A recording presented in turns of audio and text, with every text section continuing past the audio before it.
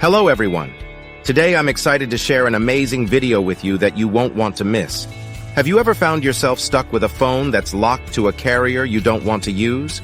If so, don't worry because in this video, I'll show you how to unlock your phone from any carrier using a completely free method. The first step is to insert an unsupported SIM card into your phone. This simply means using a SIM card from a carrier that is different from your original one. Once you power up your phone, you'll receive a message asking for an unlock code.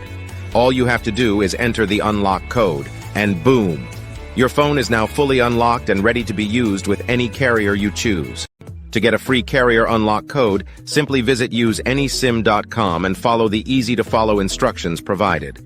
Once you've completed the process, you'll receive a network unlock code via email or a status unlocked notification in the app, depending on your device's carrier.